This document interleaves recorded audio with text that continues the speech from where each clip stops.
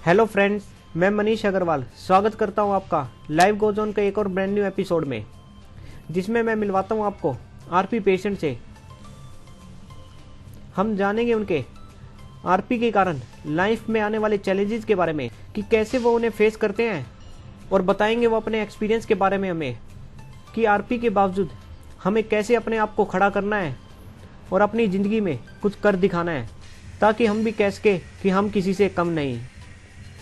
तो इसी कड़ी में आज मैं मिलवा रहा हूँ आपको मिस्टर मोहित सिंगला जी से, जो कि नोएडा से है।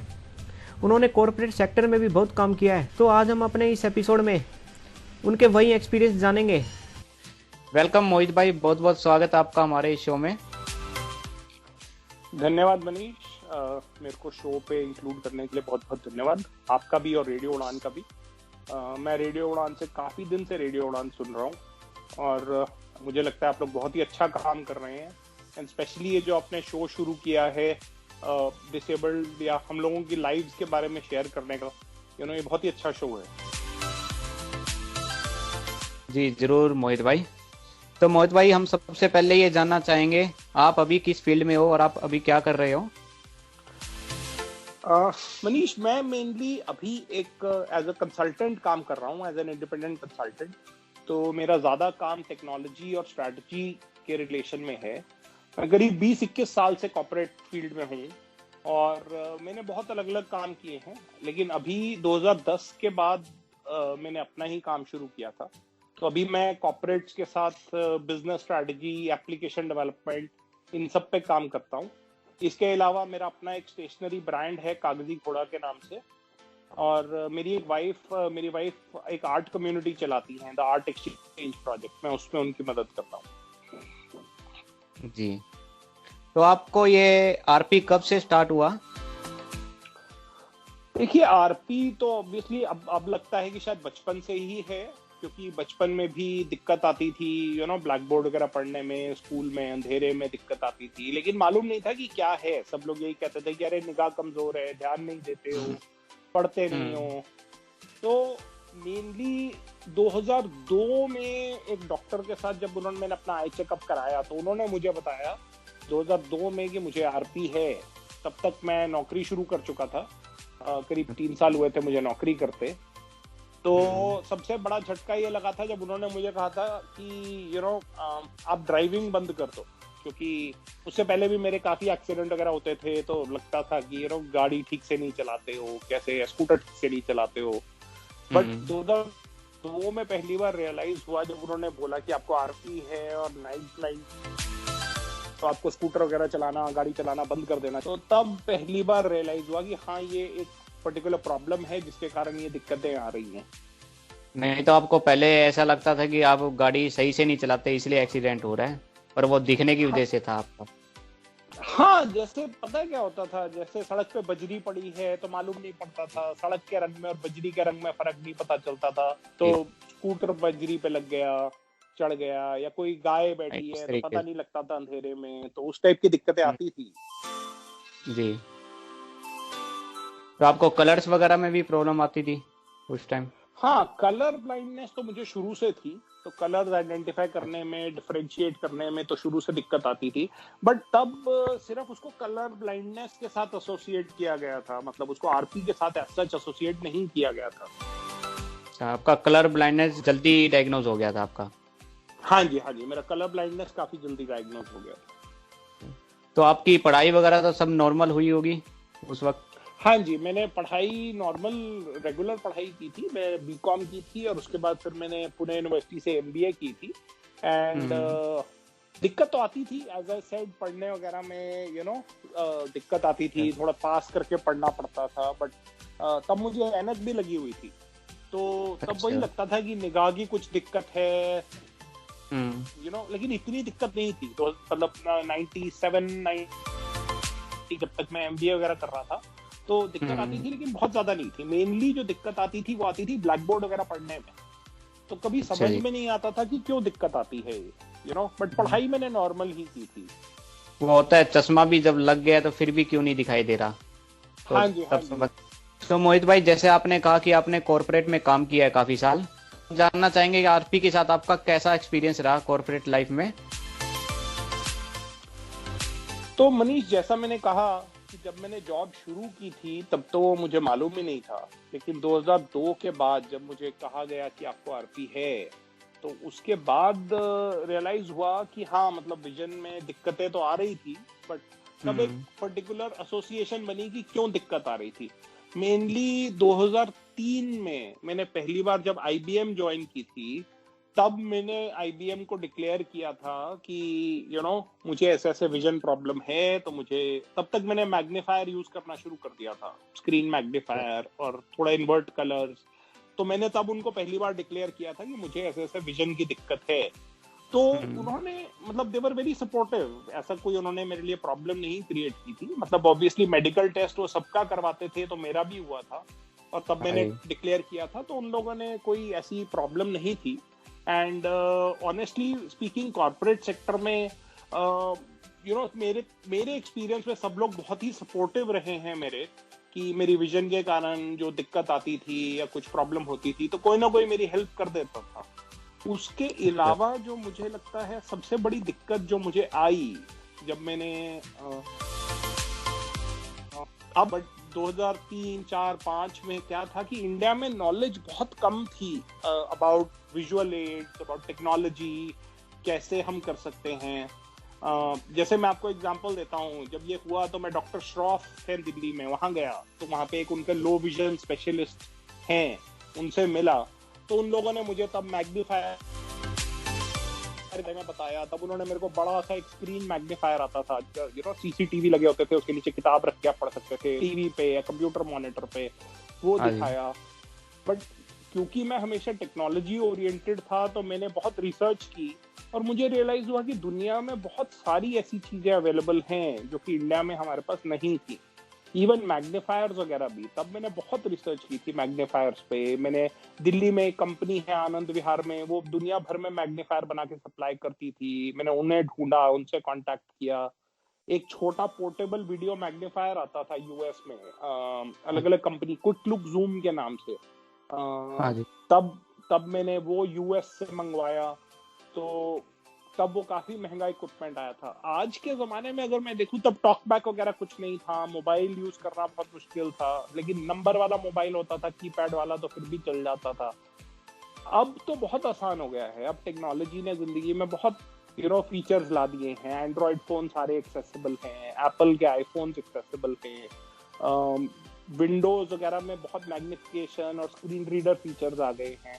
मुझे इसके बारे में कुछ भी नहीं मालूम था, जॉज क्या होता है, एनवीडीए क्या होता है, स्क्रीन रीडर क्या होता है। तो मुझे इनिशियली बहुत रिसर्च करनी पड़ी और बहुत ढूंढ ढूंढ के टेक्नोलॉजी निकालनी पड़ी, तो वो एक स्ट्रगल थी। लेकिन जैसा मैंने कहा कि मेरे कॉर्पोरेट जिंदगी में लोग बहुत सपोर्टिव रहे हमेशा मेरे काम को लेकर। आपने अपने जॉब में इन डिवाइसों का अच्छे से इस्तेमाल किया और उसके सारे आपने अपना काम अच्छे से किया? बिल्कुल बिल्कुल मनीष, मेरे को लगता है कि असिस्टिव टेक्नोलॉजी ने मेरी जिंदगी बहुत आसान की, स्पेशली क्योंकि देखिए मैं हमेशा मैनेजमेंट फील्ड में था और मैं काफी सीनियर पोजीशन पे भी रहा हूँ, तो मेरे लिए बहुत जरूरी था, मैं जाता था, क्लाइंट्स को भी मिलता था, प्रेजेंटेशंस करता था। तो 2008-9 तक दिक्कत आने लग गई थी, जैसे स्क्रीन वगैरह पढ़ने में, प्रेजेंटेशन देनी है तो आप मैग्नीफायर चला के कैसे देंगे प्रेजेंटेशन, तो मैं प्रेजेंटेशन के छोटे प्रिंट आउट्स निकालता होता था और उसको टेबल पे रखता था और उसके ऊपर मैं अपना वीडियो मैग्नीफायर रखता था। तो जो स्क्रीन पे आ रहा है मैं उसको अपने वीडियो मैग्नीफायर से टेबल पे पहले पढ़ता था, फिर टीम्स को प्रेजेंट करता था। बहुत अच्छे अच्छे क्लाइंट्स को मैंने प्रेजेंटेशंस दी हैं, एचपी रहे हैं मेरे क्लाइंट्स पे, माइक्रोसॉफ्ट रहे हैं, आईबीएम में मैंने काम किया।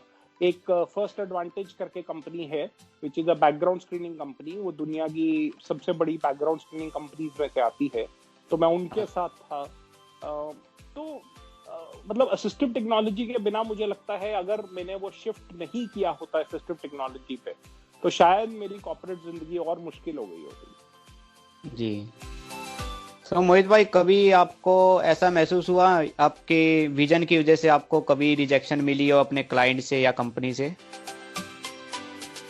नहीं, मुझे नहीं लगता है कि देखिए मैंने कभी ये कारण नहीं बनाया। बहुत टाइम तक तो जिन लोगों को ज़रूरत थी मैं उन्हें सबको बता देता था कि मुझे विज़न की दिक्कत है।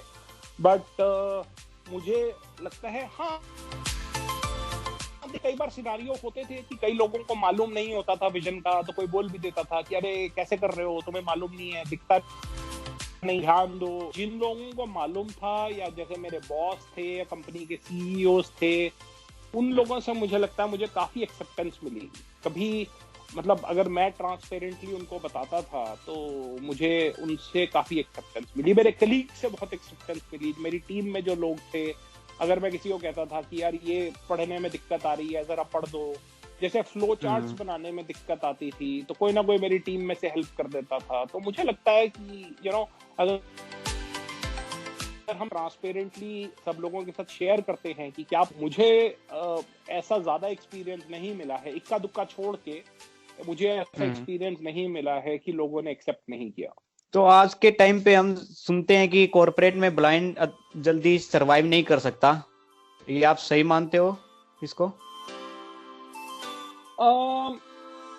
हाँ और ना। देखिए मैं ये कहूंगा कि हाँ इसलिए कि मतलब दोनों तरफ से अगर आप देखें, देखिए कॉर्पोरेट लाइफ है ना, लोग एक लेवल ऑफ वर्क एक्सपेक्ट करते हैं। एक्चुअली कॉर्पोरेट देखिए कुछ कंपनीज में डिस्क्रिमिनेशन हो सकती है, लेकिन ज्यादातर कॉर्पोरेट सेक्टर में अगर आप अपना काम अच्छे से कर रहे हैं तो किसी को फर्क नहीं पड़ता मेरे हिसाब से कि आपकी विजन ठीक है, अच्छी है, बुरी है। उनको काम से मतलब है। तो मेरे को बहुत ग्रोथ मिली कॉर्पोरेट में। देखिए मैंने एज अ एग्जीक्यूटिव ज्वाइन किया था, एज अ कंसल्टेंट ज्वाइन किया था इन किम्बर्ली क्लार्क, और जब मैंने छोड़ा कॉर्पोरेट सेक्टर तो मैं बिजनेस हेड था एक पूरी कंपनी का। आज भी मैं अब जब मेरी विजन और उससे काफी डिटीरियरेट हो गई है, राइट, और आज मैं पूरा स्क्रीन रीडर पे हूँ, एनवीडिया यूज करता हूँ, वॉइस ओवर यूज करता हूँ आईफोन पे, आज भी मैं हेड ऑफ टेक्नोलॉजी की तरह एक्ट कर रहा हूँ एक कंपनी के लिए। तो मुझे लगता है कि बहुत मेहनत की जरूरत है एक ब्लाइंड आदमी को। आपको अपने स्किल्स को कॉन्स्टेंटली शार्पन करना पड़ेगा, और अगर आप स्पेशल ट्रीटमेंट नहीं चाहेंगे, आप कहेंगे आप अपना काम कर रहे हैं जो आपको करना चाहिए, इसके लिए आपको मेहनत लग रही है, तो मुझे नहीं लगता है कि किसी में को कॉर्पोरेट में उस चीज से बहुत जरूरी है कि हम स्पेशल ट्रीटमेंट ना चाहें और हम वो मेहनत करें कि हम जिस लेवल पे परफॉर्म कर रहे हैं वो बाकियों के एट पार है। मेरे को कभी नहीं लगा, मैंने अपने आप को कभी भी किसी साइटेड बंदे से अलग नहीं समझा। जो वो कर सकते हैं वो मैं भी कर सकता हूँ। तो मैंने ऐसे बहुत काम किया। इसलिए देखिए कई काम तो प्योर विजन रिलेटेड होते हैं, वो तो ऑब्वियसली आप नहीं कर सकते, but in terms of mental equity, in terms of कि आपका जो स्किल है, आपके काम करने की क्षमता है, अगर आपकी वो अच्छी है तो मुझे नहीं लगता कि आप किसी से पीछे रहेंगे। जी, मतलब आप जितना कर सकते हो उतना काम करके दीजिए उन्हें, कंपनी को। बिल्कुल बिल्कुल। आप अपनी तरफ से आपको जो जॉब दी गई है, अगर आप उसको अच्छे से करके दे रहे हैं तो मुझे नहीं लगता है कि कोई कंपनी देखिए इंडिविजुअल बायस हो सकता है। कई लोगों को इंडिविजुअली आपका बॉस है, अगर आपकी थोड़ी कई बार किस्मत ऊपर नीचे है और कोई ऐसा आदमी मिल गया है जो कहता है नहीं नहीं तुमसे होगा नहीं, वो तो देखिए वो डिस्क्रिमिनेशन है जो कि हम सबको झेलनी पड़ती है कभी ना कभी, थोड़ी बहुत ही मैंने भी झेली है थोड़ी। लेकिन अगर आपका काम अच्छा है तो मुझे नहीं लगता है कि, और कॉर्पोरेट सेक्टर में देखिए एक बड़ी अच्छी चीज है मनीष, अगर आपको लगता है कि आप एक जगह पे ठीक से परफॉर्म नहीं कर पा रहे हैं या कोई आपको परफॉर्म नहीं करने दे रहा है और आपका काम अच्छा है, तो आपको बहुत सारी और नौकरियां हैं जो कि मिल सकती है। जी, तो मोहित भाई आपने फिर कॉर्पोरेट सेक्टर छोड़ा क्यों? देखिए मैंने कॉर्पोरेट सेक्टर छोड़ा partly because of my vision. मतलब मैं ये नहीं कहूंगा कि विजन के कारण प्योरली छोड़ा, बट हाँ विजन एक कारण था, और वो कारण थोड़ा अलग था, थोड़ा अजीब है। अगर आप कहें कि 2009 या 10 में मेरे को कहा गया था कि आपके पास करीब करीब 10 साल की निगाह बची है, 10 साल में मेरी विजन पूरी तरह से चली जाएगी, डॉक्टर से ये कहा था। और मैं बहुत ज्यादा काम की तरफ फोकस था। मतलब आमतौर पे मेरा दिन में 10-12 घंटे आम तौर पे काम होता था। मैं ऑफिस जाता था, घर आता था, खाना खाता था, रात में फिर काम करने बैठ जाता था। तो 2010 में मेरे को रियलाइज हुआ कि क्या मैं अपनी जिंदगी इसी तरह से, अगर मेरे पास 10 साल की विजन बची है और मेरे पास कोई टाइम नहीं था छुट्टी पे जाने का, किताबें पढ़ने का, कुछ भी करने का टाइम नहीं था, मैं सिर्फ काम करता था, तो क्या मैं अपनी जिंदगी ऑफिस में यही सुबह 9 से रात को 9 बजे तक काम करके बिताना चाहता हूँ, या मैं वो चीजें करना चाहता हूँ जिसमें मुझे मजा आएगा? ठीक है, तो ये एक बड़ा डिफिकल्ट डिसीजन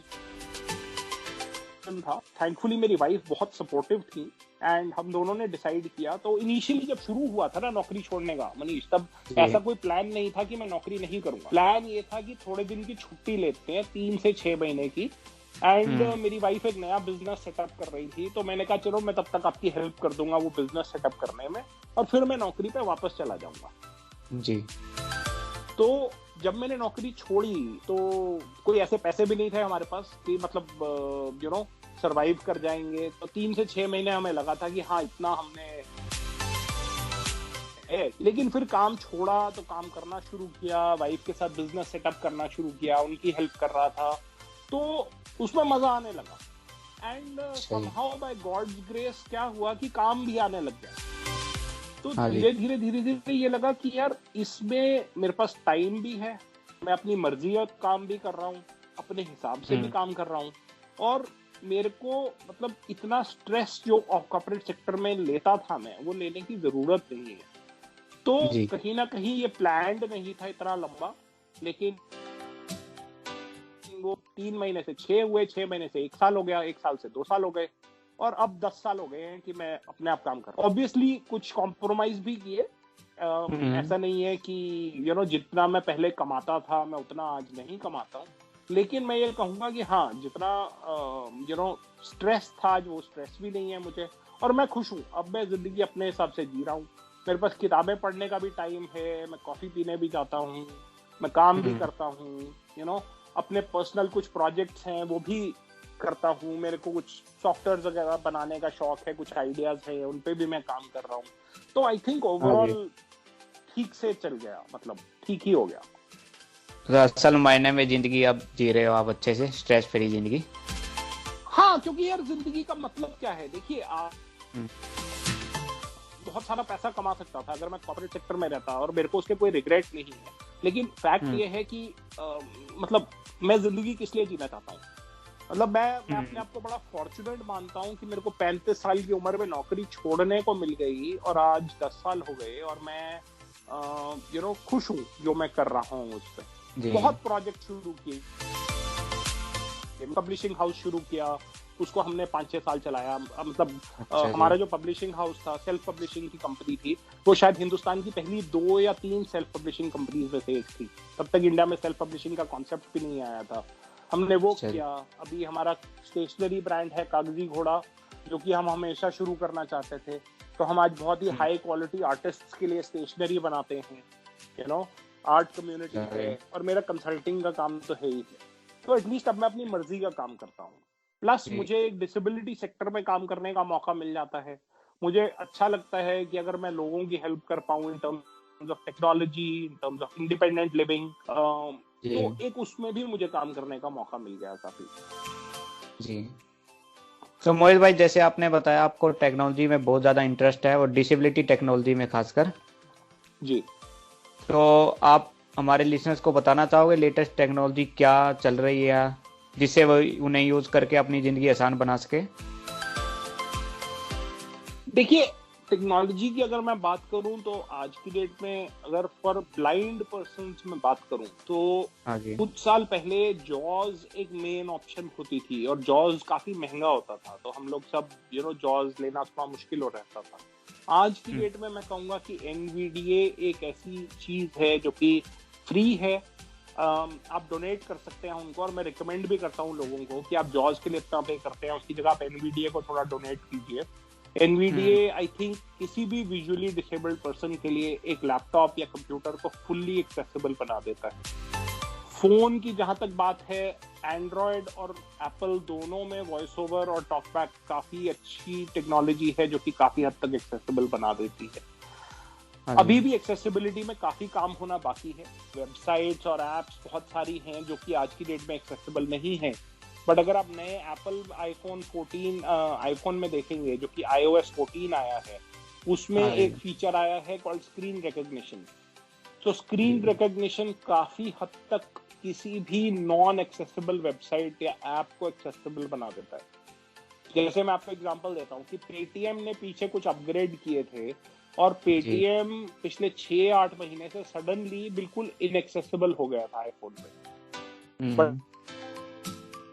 अब iOS 14 के साथ विद स्क्रीन रिकॉग्निशन काफी हद तक मैं वापस से पेटीएम यूज कर पा रहा हूँ। तो इम्पोर्टेंट ये है कि हम लोग आइडेंटिफाई करें। देखिए, जहां तक कंप्यूटर स्किल्स की बात है, मुझे लगता है हर इंसान को अच्छे से कंप्यूटर स्किल्स आने चाहिए। iOS और फोन्स यूज करने आने चाहिए टेक्नोलॉजी रिलेटेड। बहुत सारी वेबसाइट्स और एप्स हैं जिस पे हमें काम करना चाहिए। तो इन सब पे तो मेरे को लगता है हर डिसेबल्ड इंसान को फोकस करना चाहिए कि हम इस पे काम कर पाए। हाँ जी मोहित भाई, हम ये जानना चाहेंगे, जब आपका आरपी डायग्नोज हुआ था 2002 में, तब आपने उसको कैसे लिया कि आपको कोई ऐसी बीमारी हुई है जिसका कोई इलाज नहीं है, आरपी का अभी भी नहीं है और आने वाले 5-10 साल भी शायद ना हो इसका इलाज, उस टाइम बताया और डॉक्टर ने, और कैसे उसे आपने एक्सेप्ट किया? मनीष, जब आरपी ऑनेस्टली डायग्नोज हुआ था तो थोड़ा झटका लगा था। एंड कुछ हद तक वो होता है ना कि नहीं ठीक है, मतलब हो गई है प्रॉब्लम, डॉक्टर बोल रहे हैं कि हाँ 10-12 साल में दिक्कत आएगी विजन की, बट चलता रहेगा काम, कोई बात नहीं है।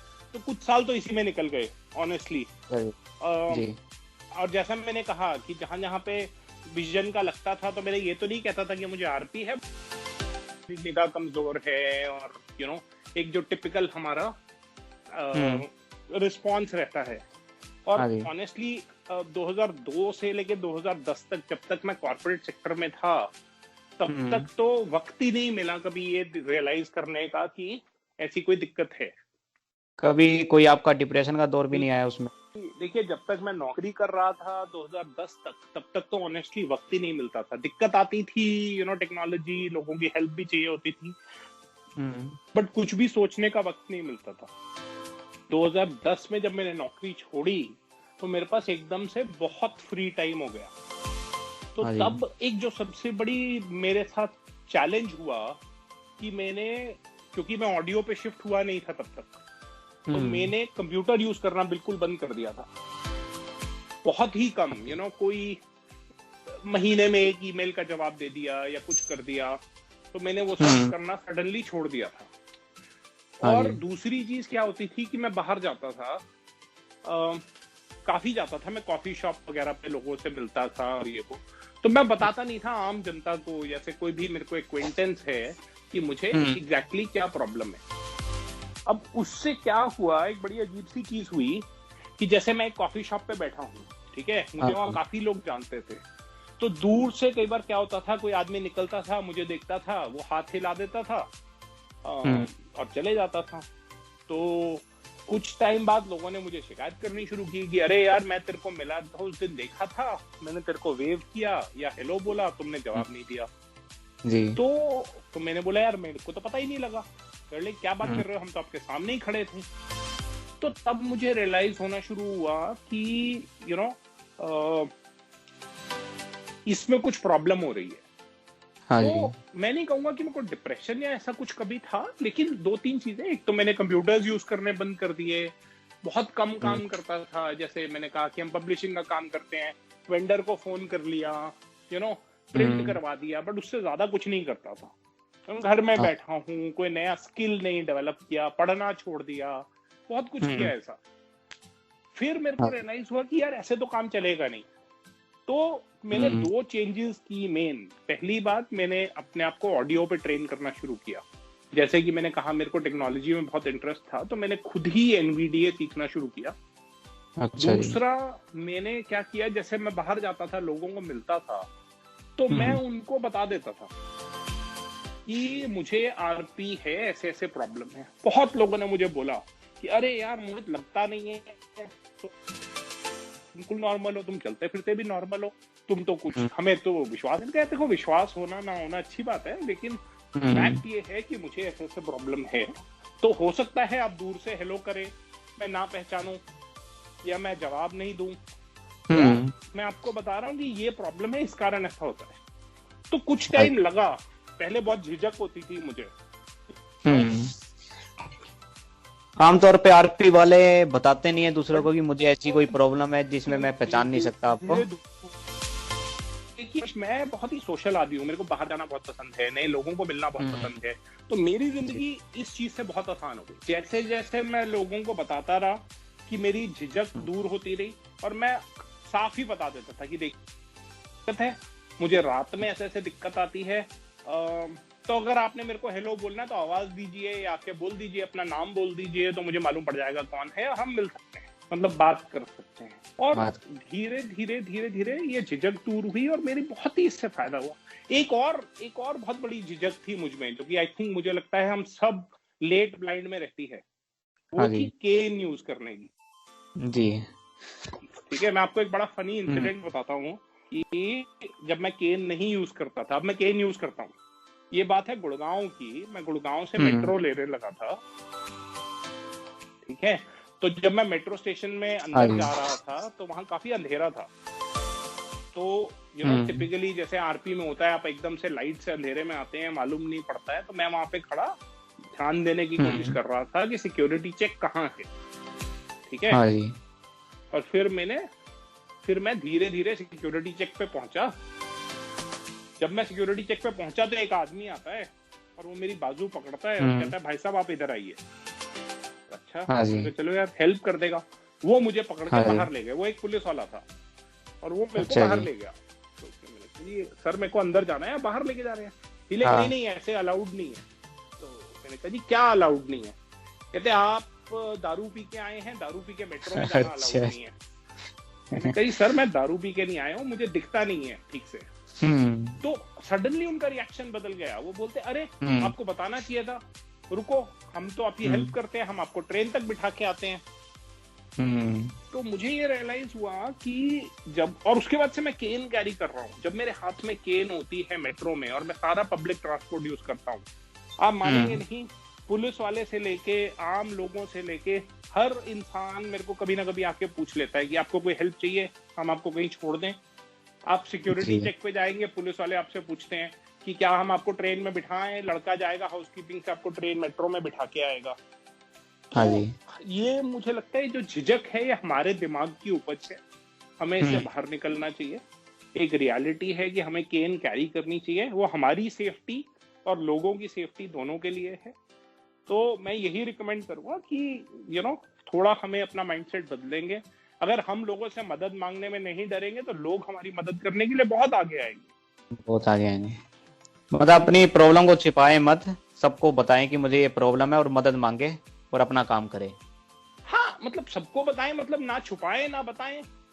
हाँ जी, कोई ऐसा नहीं है कि आप बाहर जाके मतलब वो करें, लेकिन मतलब ऐसा कोई, देखिए यार कोई ये ना, जब कोई कहता है ना छुपाएं, तो मैं वही बात करता हूँ कि जैसे हम पहले छुआछूत की बीमारी करते थे ना, हाँ जी, कि अरे किसी को बताना नहीं है, लोग क्या कहेंगे। बट अगर आप देखें तो देखिए हमेशा 10-20% लोग ऐसे होंगे जो कि थोड़े बेवकूफ किस्म के होंगे, जो बोलेंगे अरे ये क्या है, तुम्हें ये प्रॉब्लम है, घर में बैठो, ये करो वो करो। लेकिन मैं ये मानता हूँ कि 80% लोग अच्छे होते हैं और वो आपकी मदद करने के लिए हमेशा आगे आते हैं।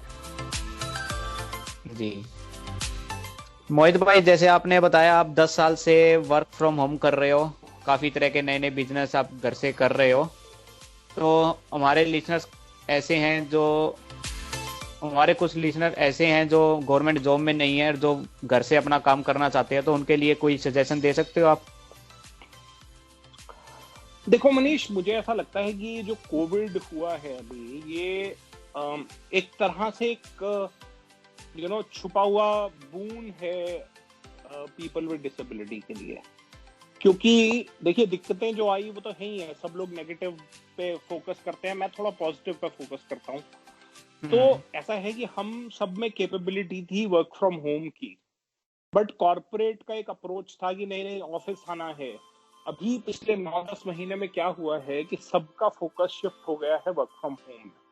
और मुझे लगता है कि डिसेबिलिटी कम्युनिटी एक ऐसी कम्युनिटी है जो कि बिल्कुल तैयार है for work from home scenario. तो जो हमें जरूरत है, मुझे लगता है कि हम सबको फोकस करना चाहिए, थोड़े थोड़े अपने स्किल्स शार्पन, राइट। लिंक्डइन पे जाएं, लिंक्डइन पे अपना अकाउंट बनाएं, वहां बहुत जॉब्स हैं, देखें किस टाइप की जॉब्स हैं, आप अपना स्किल आइडेंटिफाई करें कि आपका क्या स्किल है। उस तरह की बहुत नौकरियां naukri.com, linkedin.com उन सब पे है। अभी कल ही मेरे को मीनल जी हैं, मीनल सिंघवी जी, वो बता रही थी कि सरकार ने कल ही एक पोर्टल लॉन्च किया है, I think subjobs.com, which has specific focus on disabled people, right. तो मुझे लगता है कि थोड़ा अपने स्किल्स पे फोकस करें, थोड़ा अपना वर्ड एक्सेल स्किल्स को एनहांस करें। एक और जो बहुत बड़ा एरिया है जिसमें ब्लाइंड या डिसेबल्ड लोग काम कर सकते हैं वो है प्रोग्रामिंग।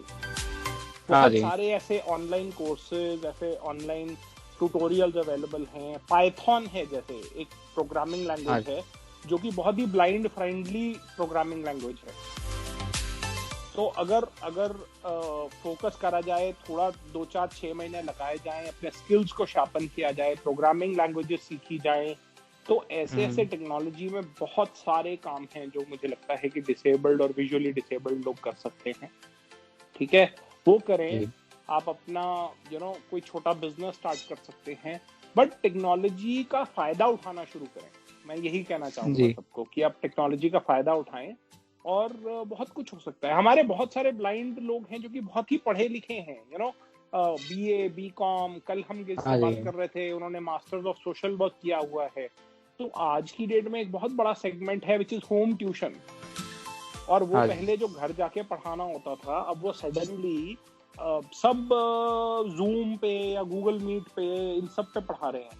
तो हमारे बहुत सारे ऐसे फ्रेंड्स हैं डिसेबिलिटी सेक्टर के who are very highly educated, तो ऐसे बहुत सारे प्लेटफॉर्म्स हैं जिसपे वो लोग ट्यूशंस दे सकते हैं जी, राइट। और उनको अपने घर से कहीं नहीं जाना है, तो आई थिंक उन प्लेटफॉर्म्स को एक्सप्लोर करना चाहिए। तो जो आपके स्किल्स हैं, जो भी हैं आपके स्किल्स, चाहे वो पढ़ाई है, एजुकेशन है, कुकिंग है, प्रोग्रामिंग स्किल्स हैं, उनमें से किसी को भी यूज करके उन पे थोड़ा फोकस कीजिए, थोड़ा शार्पन कीजिए और थोड़ा काम देखिए। आई थिंक बहुत अपॉर्चुनिटीज आएंगी अगले 6 महीने से 1 साल में। अभी जी, इस साल ये तो एक अच्छी चीज हुई है। कोरोना की जैसे जो साल खराब हुआ है वो तो है ही, पर इस साल काफी चीज ऑनलाइन हो गई है। आपकी पढ़ाई ऑनलाइन हो गई है, जॉब भी ऑनलाइन हो गई है। तो इस साल इस सेक्टर में काफी स्कोप है आपके लिए। आप घर से ही पढ़ भी सकते हैं और जॉब भी कर सकते हो आप घर से ही। बिल्कुल बिल्कुल मनीष, बिल्कुल ठीक कह रहे हैं आप। मोहित भाई, हम जानना चाहेंगे आप आगे आपका कोई ड्रीम है जो आप करना चाहते हो? हाँ मनीष, मेरा एक पर्सनल प्रोजेक्ट है जिसपे मैं काफी टाइम से काम कर रहा हूँ, सोच रहा हूँ, which is related to the accessibility of websites and applications.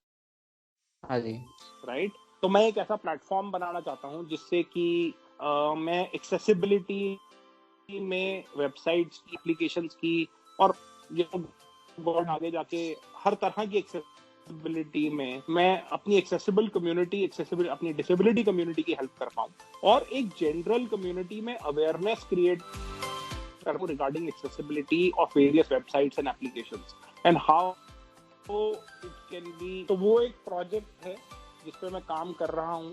तो मेरी कोशिश है कि अगले कुछ मैं उसको ऑनलाइन लाइव करूँ, it will be in the form. तो उस पे मैं काम कर रहा हूँ। तो हाँ, मेरा पर्सनल ड्रीम है कि जहां तक हो सके वेबसाइट्स और एप्लीकेशन एक्सेसिबल होनी चाहिए, तो उस पे मैं काम करना चाहूंगा। जी, ये बहुत बड़ी समस्या है ब्लाइंड के लिए। काफी साइट एक्सेसिबल नहीं होती और एप्लीकेशन भी कई एक्सेसिबल नहीं होती, तो उसमें बहुत प्रॉब्लम आती है ब्लाइंड को। जी जी। तो कई बार ऐसा देखा जाता है एप्लीकेशन एक्सेसिबल है, उसका अपडेट आया वो अनएक्सेसिबल हो गई है। तब बहुत ज्यादा प्रॉब्लम आ जाती है फिर एक विजुअली इम्पेयर्ड को। बिल्कुल बिल्कुल मनीष, और उसका मेन कारण मुझे जो लगता नहीं है, जो मैंने एनालाइज किया है कि हमारे बहुत सारे जो कोडर्स हैं या हमारे जो ग्राफिक डिजाइनर हैं और ये लोग हैं, इन लोगों को WCAG स्टैंडर्ड्स की अवेयरनेस नहीं है। ये लोग कोई स्टैंडर्ड्स को फॉलो नहीं करते। हम लोग इंडिया में टिपिकली एक ट्रेनिंग लेते हैं, अच्छा वेबसाइट डेवलपमेंट ऐसे होती है, और हम लोग वेबसाइट डेवलप करना स्टार्ट, और क्योंकि हम वो स्टैंडर्ड्स को फॉलो नहीं करते हैं तो वो सडनली एक्सेसिबल नहीं रहती है। एक्चुअली ये चीजें करनी मुश्किल नहीं है। अगर एक HTML के बेसिक रूल्स को फॉलो किया जाए या कोडिंग के कुछ बेसिक रूल्स को फॉलो किया जाए तो 80-90% कंटेंट एक्सेसिबल होता है। तो आई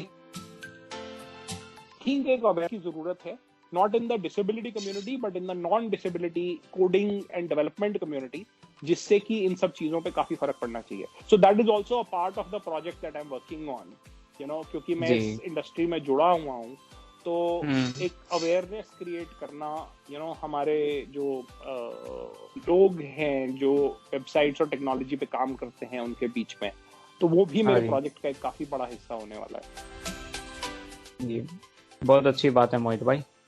बहुत अच्छा लगा मोहित भाई आपसे बात करके, हमें बहुत कुछ सीखने को मिला, और ये भी सीखने को मिला कि अपनी प्रॉब्लम को छुपाए मत, जहां तक हो सके लोगों को बताए। बिल्कुल मनीष, बिल्कुल। Thank you so much for having me here. I hope मेरी बातों से कुछ लोगों को फायदा मिलेगा, और जैसे ही मैं ये प्रोजेक्ट लॉन्च करता हूँ मैं वापस रेडियो उड़ान और आप सबके सामने वो रखूंगा। बहुत बहुत धन्यवाद मुझे यहाँ बुलाने के लिए। तो फ्रेंड्स, ये थे मोहित जी, जिन्होंने अपने सभी एक्सपीरियंस हमारे साथ खुलकर शेयर किए। आई होप आपको इनसे ज़रूर कुछ सीखने को मिला होगा और आपको भी ज़रूर कुछ मोटिवेशन मिला होगा। तो अब टाटा अलविदा कहने का समय आ चुका है। फिर मिलेंगे अगले हफ्ते एक और RP पेशेंट के साथ। तब तक के लिए सुनते रहिए रेडियो उड़ान, अ फ्लाइट ऑफ लाइफ।